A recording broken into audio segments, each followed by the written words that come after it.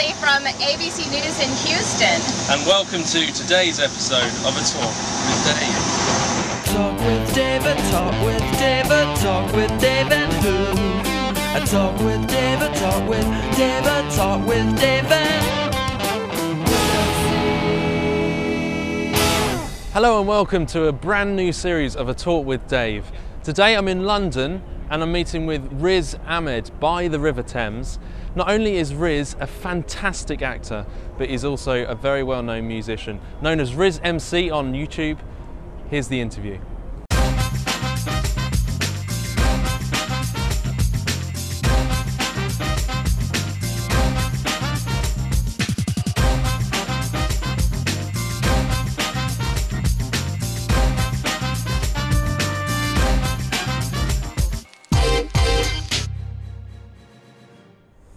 Hi Riz, welcome to Talk with Dave. Right, now you've got an interesting story to tell. You've made some very successful films, you've got a successful music career, and you're also on YouTube. So I'm just really wondering what makes you go onto YouTube since you've already got that success? I mean, for me, particularly with the music, I think it grew out of getting a big response from my first YouTube video, which was the Post 9/11 Blues. Post 9/11 Blues. What can I do? I got the Post 9/11 Blues on the telly, nothing but the Post 9/11 news. So in a way, it was that way around, you know. It was about getting out there on YouTube, which turned people in the mainstream media onto my music. So I know a lot of people talk about being like a YouTube phenomenon and a MySpace hit, a my viral hit. You know, a lot of it's not true. A lot of people make it up. In my case, it really happened that way. And so, you know, it just makes sense to carry on cultivating that initial fan base that I got through putting stuff up on MySpace and YouTube. And even Green Cross codes all change. They just teach kids duck around low-flying planes. On the tube, if you see a dude with a rucksack and a beard, move carriages, mate. Off that. I put my music up on YouTube and up on MySpace, and it was from that I started getting gigs. The newspapers started writing about it.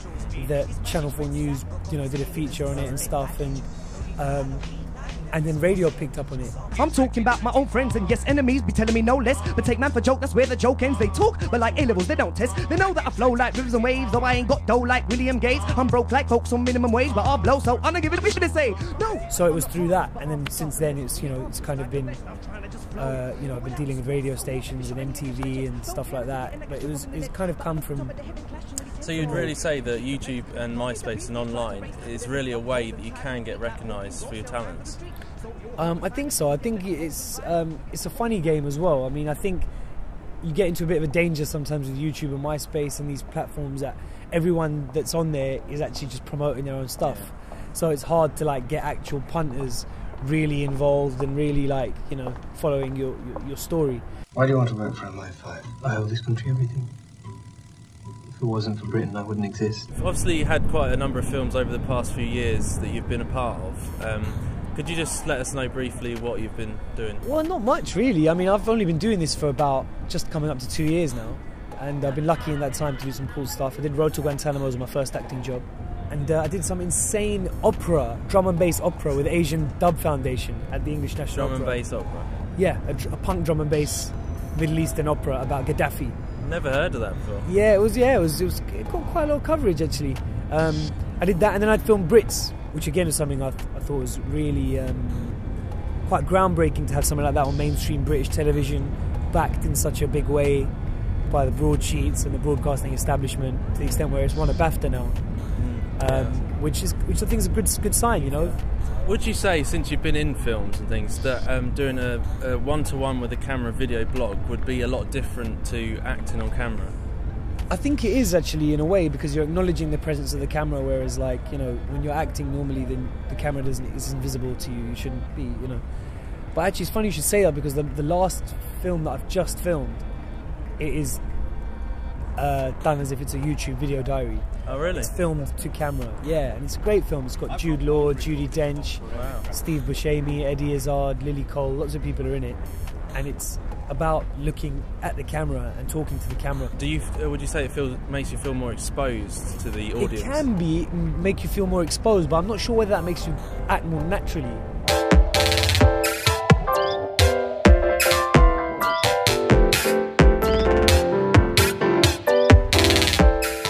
So, I mean, what advice would you give to other people seeking to get into the acting profession? Because, I mean, it's amazing your story. You've come from YouTube, MySpace. I guess the music is something that grew more out of the internet, whereas acting worked through more traditional channels. You know, I applied to a drama school because I'd done a bit of acting at uni or whatever, and I wanted to give it a go. And I was really surprised to get in, but then I couldn't afford it, so I applied for a scholarship. I was really lucky to get that. And as I was leaving drama school, I was lucky to be offered this job randomly. So I don't think I'm under any illusions that it's a massive amount of luck involved in this business. It just is. And, you know, I can't take any credit for that whatsoever.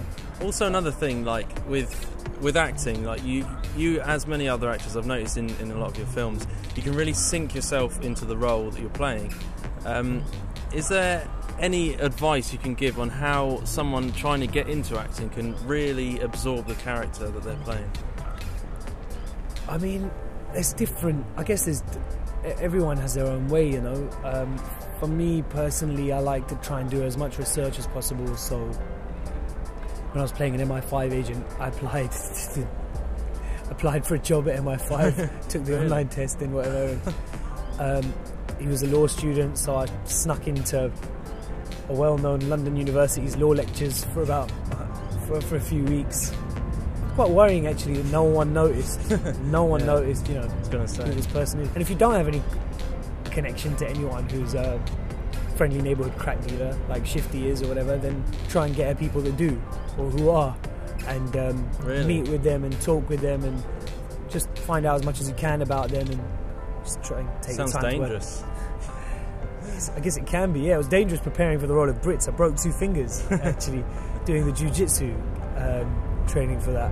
Blimey. You mentioned Shifty, so this is your new film coming up, Shifty, in which you play the role Shifty. Tell us about that film, what it's going to be like. It's cool, it's a no-budget film really, and it's got a great cast. It's got Jason Fleming in it from Lock, Stock, Danny Mays, Francesca Annis, one of our great actresses in the UK. So it's basically about, a friendly neighbourhood crack dealer, a day in the life of. So he meets up with a friend who's moved away a long time ago for a reason that you're not sure about, and follows them through the day where their friendship and a lot of other circumstances and untied loose ends in their lives all kind of come to a head together in that day. And, you know, this is a cool film. I think you can really enjoy. It's still realistic, but I think I think it's a film you'd want to go and see, you know, if you went out to the movies. Well, it's been great meeting you, and I hope to see some vlogs soon. And, thanks a lot. Thanks for talking with Dave. Yeah. Cheers, man.